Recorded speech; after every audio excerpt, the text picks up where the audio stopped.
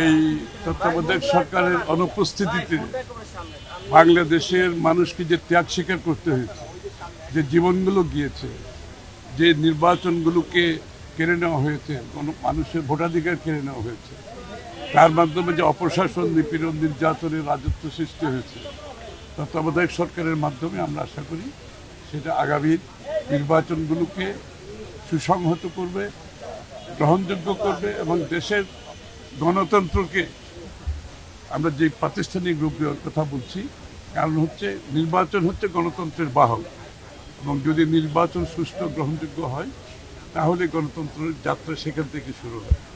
এবং আশা করছি বিশেষ করে এমন একটি সময় আমরা একটা নির্বাচনের এখন সম্মুখীন, এই নির্বাচনকে সামনে রেখে, যদিও বা এই নির্বাচনের জন্য সেটা প্রযোজ্য নয়, তবে এটা একটা সিগন্যাল যে আগামীর অন্তত দিনগুলোতে নির্বাচনগুলো সুষ্ঠু হবে, গ্রহণযোগ্য হবে, বাংলাদেশের মানুষ তাদের ভোটাধিকার প্রয়োগ করতে পারবে, তাদের প্রতিনিধি নির্বাচিত করতে পারবে, তাদের নির্বাচিত সরকার দেখবে যে নির্বাচিত সরকারের অনুপস্থিতিতে দেশ কি কোন জায়গায় যেতে পারে, কত বেশি ক্ষতিগ্রস্ত হতে পারে, সেটা বিগত দিনেও দেখেছি। এখন বর্তমানে একটা অনির্বাচিত সরকার আছে, যদিও বা তারা ওই বিগত স্বৈরাচারের সাথে আমি তুলনা করছি না, বাট অনির্বাচিত সরকার জনগণের ম্যান্ডেট ছাড়া আসলে জনগণের জন্য, জনগণের শক্তি নিয়ে, জনগণের জনগণের ম্যান্ডেট নিয়ে যে এই কাজগুলো করা যত সহজ হয় সেটা কোনো অনির্বাচিত সরকারের পক্ষে সম্ভব নয়।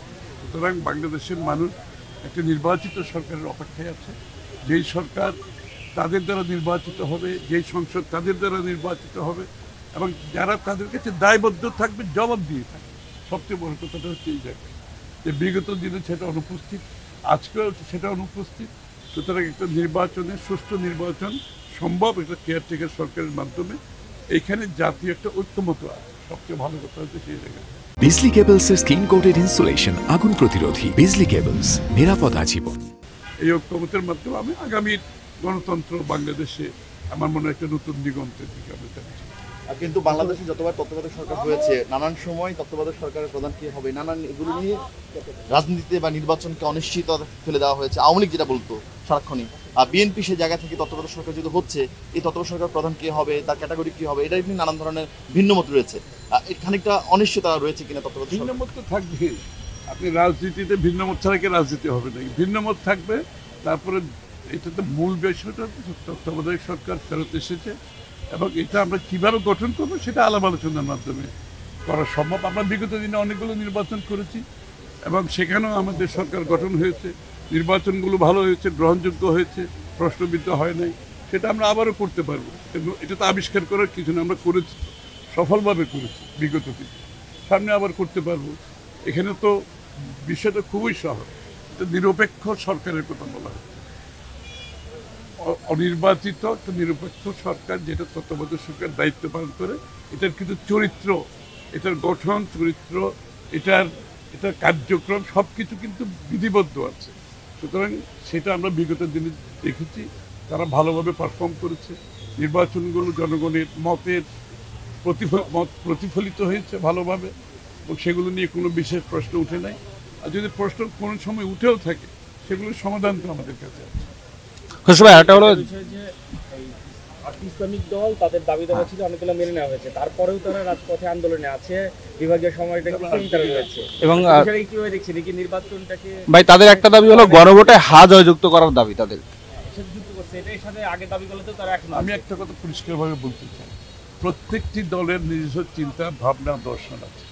সুতরাং কেউ আশা করে না আমরা সবাই এক জায়গায় যাব, এই জন্য আমরা ভিন্ন ভিন্ন দল। সুতরাং আগামী নির্বাচনকে সামনে রেখে প্রত্যেকটি দল জনগণের কাছে তাদের মেসেজ দেওয়ার চেষ্টা করবে, এটাই স্বাভাবিক। সুতরাং এর মধ্যে চিন্তার কোনো কারণ, এটাই গণতন্ত্র। এবং আমরা গণতন্ত্রে আমরা সহনশীলতার কথা বলছি, অপরের মতের প্রতি শ্রদ্ধার কথা বলছি। এই সংস্কৃতির পরিবর্তন যদি করে আমরা নতুন সংস্কৃতি সৃষ্টি করতে না পারি, বিগত দিনের যে অপসংস্কৃতি ছিল সেখান থেকে সরে গিয়ে রাজনীতিতে নতুন সংস্কৃতি আনতে না পারি, যেটা বিএনপি চাচ্ছে, পুরাতন বাংলাদেশ জাতীয়তাবাদী দল চাচ্ছে, তারেক রহমান সাহেব চাচ্ছে, সহনশীল, পরস্পরের মতের প্রতি সম্মান জানানো, সহাবস্থান, ভিন্নমত পোষণ করেও আমরা এক জায়গায় থাকতে পারি, জাতীয়ভাবে আমরা সবাই মিলে ঐক্যবদ্ধভাবে দেশ করতে পারি। খুশি ভাই, এখানে তো কোনো সমস্যা নেই, এবং প্রত্যেকটি দল তো তাদের মেসেজ দেওয়ার চেষ্টাই করে, খুবই স্বাভাবিক ব্যাপার। খুশি ভাই, একটা প্রশ্ন হলো, আমরা আজকে একটা গণমাধ্যমে খবর দেখলাম যে এনসিপি নেতারা বলছেন বিএনপি থেকে যারা আসলে নমিনেশন পায় নাই, যাদেরকে অমূল্যায়ন করা হচ্ছে, তাদেরকে তারা নমিনেট করে তারা মূল্যায়ন করবে। আমি তো বলছি প্রত্যেকটি দলের এটা তাদের নিজস্ব বিষয়, কিন্তু আমাদের মতামতের তো কিছু নেই। প্রত্যেকটি দল কি করবে এটা তাদের নিজস্ব ব্যাপার, তাই না? তার ভালো মন্দ বিবেচনা করবে জনগণ। আপনি কি ভালো করছেন না খারাপ করছেন, আপনি কি নীতি নৈতিকতার মধ্যে থেকে রাজনীতি করছেন, রাজনীতি কি বলে রাজনীতিক যে গ্রামার আছে তার মধ্যে থেকে রাজনীতি করছেন নাকি তার বাইরে যাচ্ছে।